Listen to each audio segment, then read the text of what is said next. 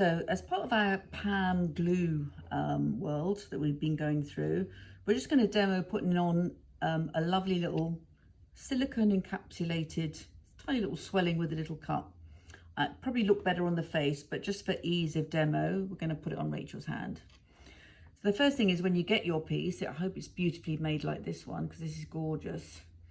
If you hold it up, if you see any cloudiness, this is all your cap plastic here, which is what you're going to bleed away. If you see any sort of opaque patches as it goes around, that's the silicone that's bled into the edge, and you can never bleed silicone away.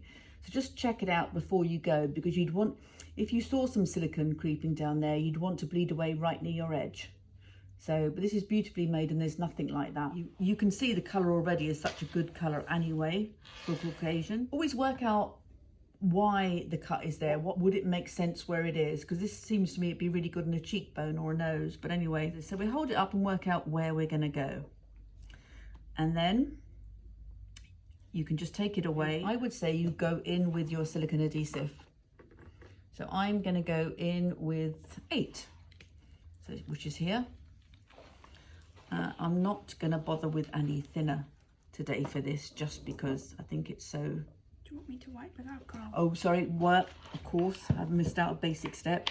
Just wipe with alcohol. The reason why you're doing this, and I think it's particularly true if you're doing faces or bodies, is you're going to remove anything that's greasy that's on the face or the body. So like a body moisturizer or anything like that, or any residue of makeup. So just make sure that the skin is clean. There is a product that PPI sell called Brisk, and I think a lot of people use Kiehl's Blue. So if I just put a little dab of this, I'm going to put my lid back on again because it's very easy to knock it over. If you've got a very heavy piece, you might want to double bond. You might want to put a little bit in the center there.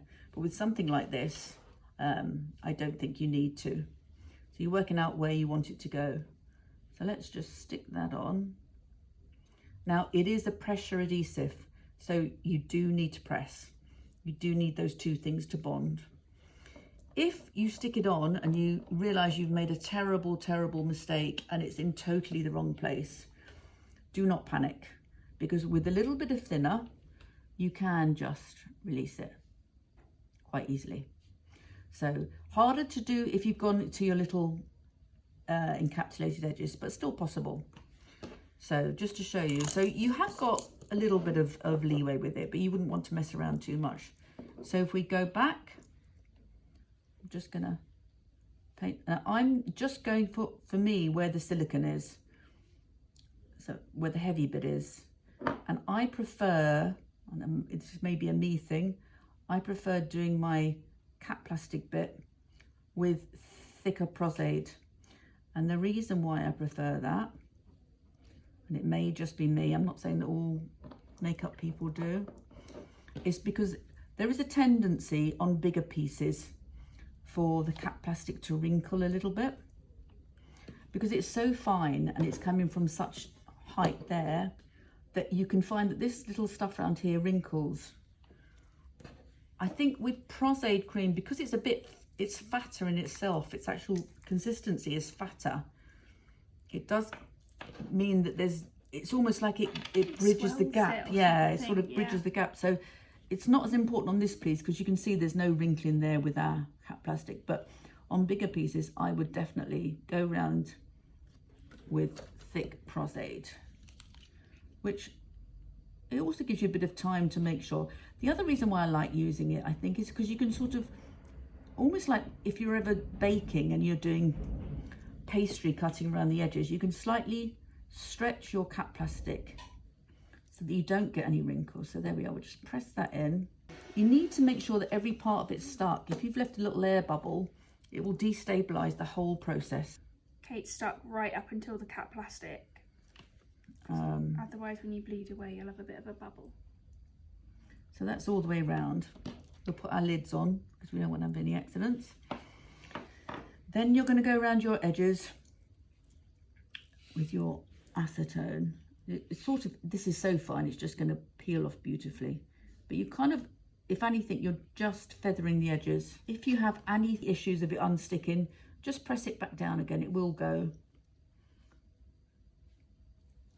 But you can see that's disappeared to nothing.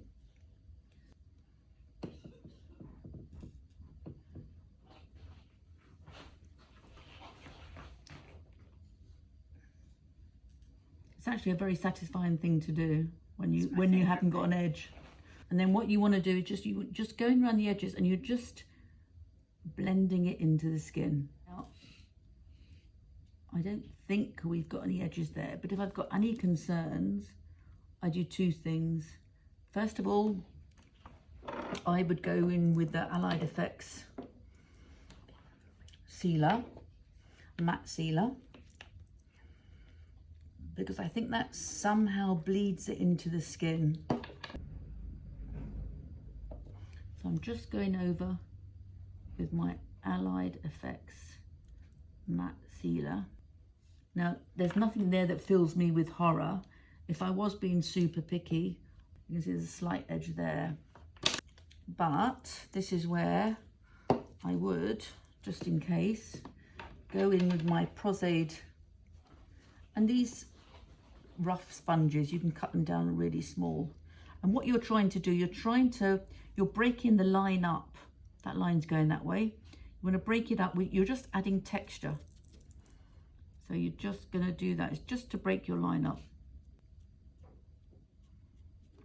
And obviously, because it's Prosade, you have to dry that off. And what do you do also after Prosade? You go in with some powder. I'm just going to powder that off now. And next you're going to colour it.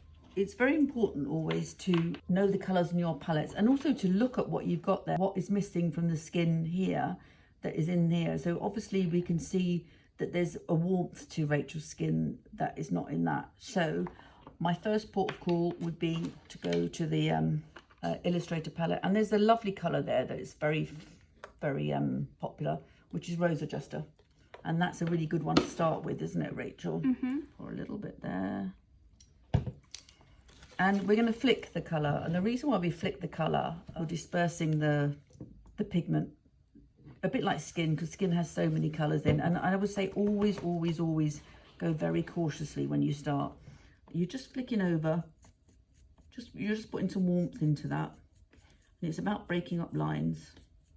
You want to try and avoid putting the Rose Adjuster too much on the skin, because if you add more red to the skin, you're basically making a problem for yourself, because you're making the skin as warm as you've made the piece.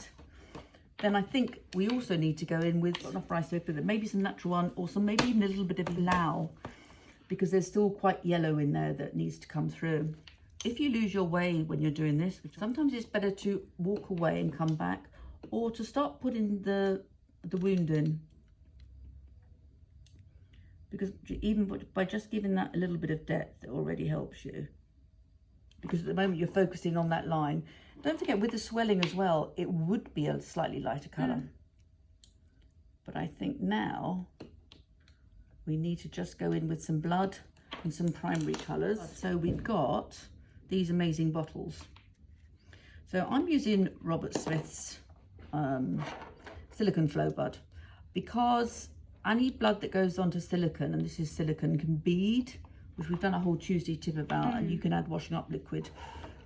This blood should not bead too badly, because he's made it specifically for silicone flow. I'm just putting a little bit in here, and this is called a needle tip fine bottle. So it has a lovely little screw top. It has this, that's to protect it. Super fine point there, I don't know if you can see that, so that when you're putting blood in, you've got quite a lot of accuracy. So it's awfully, awfully useful.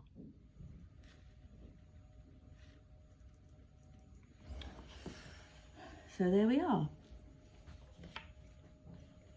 Showcases nicely the glues and things though, doesn't it? And I think if that was stuck on the face where it was sort of made for, yeah, I mean, it's on a flat part of the hand, which doesn't help us, I know. Just going to take that away there. And for me personally, I think it's taking sometimes I need, you know, you're poring over it and you're looking at all your edges and your problems and kind of really stressing. You actually need to walk away and take your eye away, go and have a cup of tea or go and do something different or go and put the wig on and then come back to it, because your eye refreshes, they change colour, or they go outside, it all changes, and you realise that actually that's not a massive problem. So just, yeah. Makeup settles as well. Makeup settles, yeah. Everything just sort of settles in. So if Rachel was going to set now, I think, I need to bring some clotted blood just to put some darker bits in there, you know, to give it some depth with the cup. But I think otherwise I'd be fairly happy. So we were showcasing our glues, 2 glues that we'd recommended or that most people use, and just sticking on a beautiful little silicone encapsulated piece on a hand. Yeah, check it out on Pam.